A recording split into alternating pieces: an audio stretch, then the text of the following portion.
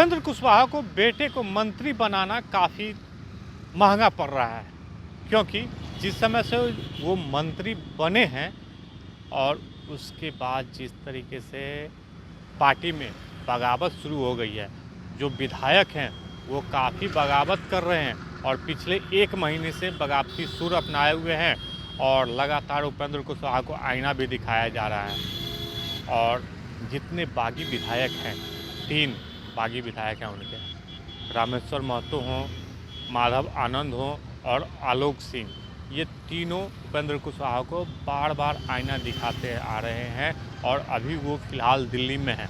और रामेश्वर महतो जो हैं वो अपने सोशल मीडिया के माध्यम से फिर से एक नया पोस्ट जारी किया है, जिसमें माधव आनंद, रामेश्वर महतो और आलोक सिंह का वो तस्वीर नज़र आ रहा है, जिसमें उन्होंने साफ तौर पे लिखा है कि हम लोग एकजुट हैं और एकजुट आगे रहेंगे। तो आपको स्क्रीन पे दिख रहा होगा कि जो रामेश्वर महतो हैं वो अभी से कुछ देर पहले वो फेसबुक पे डाले हैं, हम सब एकजुट हैं, आज भी साथ हैं और आगे भी साथ रहेंगे।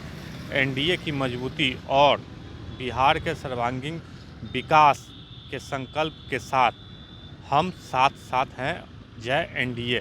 यानी जिस तरीके से उन्होंने साफ तौर पे लिखा है सोशल मीडिया के माध्यम से कि हम लोग साथ साथ हैं, एनडीए को मजबूती के लिए साथ रहेंगे और आगे भी यदि किसी भी तरीके का विकास कार्य हो उसमें साथ निभाएंगे। लेकिन उपेंद्र कुशवाहा को लेके पिछले दिनों भी उन्होंने मीडिया में बयान दिया था कि उपेंद्र कुशवाहा आत्मघाती कदम उठाए हैं और उसका खमियाजा उनको भुगतना पड़ेगा। जिस तरीके से ये तीनों विधायक काफ़ी नाराज़ हैं, क्योंकि उपेंद्र कुशवाहा के बेटे को मंत्री बनाना काफ़ी महंगा पड़ा और पत्नी को विधानसभा में और बहू को नागरिक परिषद का सदस्य बनाने के लिए वो प्रस्ताव भी भेजा था, जिसका उपेंद्र कुशवाहा ने पिछले दिनों खंडन किया है। लेकिन उससे नाराज़ तीनों विधायक हैं और कह रहे हैं कि उपेंद्र कुशवाहा जो आत्मघाती कदम उठा रहे हैं बार बार, उनको भुगतना पड़ेगा। लेकिन जो सूत्र बता रहे हैं कि ये तीनों विधायक उपेंद्र कुशवाहा की पार्टी राष्ट्रीय लोक मोर्चा को छोड़ के नहीं जाएंगे और उनके साथ रहेंगे और कह सकते हैं कि उपेंद्र कुशवाहा को पार्टी में रहते हुए उनको बार बार आईना दिखाएंगे, ये सूत्र बता रहे हैं। क्योंकि उपेंद्र कुशवाहा जिस तरह बिहार में विधानसभा का चुनाव होना था और एनडीए में जो सीट डीलिंग हो रही थी, उस समय जीतन राम मांझी को 6 सीट मिला था और उपेंद्र कुशवाहा को 5 सीट मिल रहा था। लेकिन उपेंद्र कुशवाहा कह रहे थे हम जीतन राम मांझी से नीचे हो जाएंगे, जिसको लेके 1 सीट और हमें दिया जाए।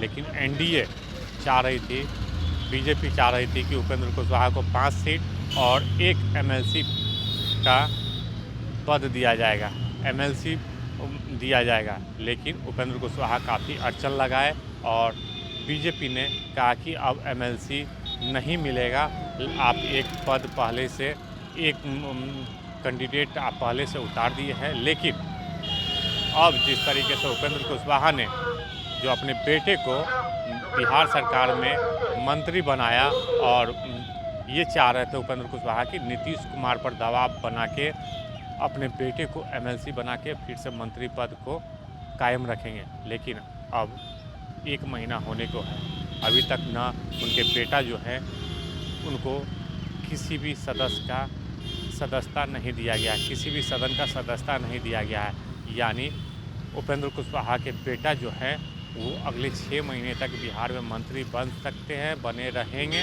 लेकिन नीतीश कुमार की मेहरबानी या बीजेपी की मेहरबानी होगी तभी उनको एमएलसी का उम्मीदवार बनाया जाएगा, तभी वो बिहार में मंत्री बने रहेंगे। नहीं तो 6 महीना के अंदर उनके जो बेटा है उनको मंत्री पद भी त्यागना पड़ेगा।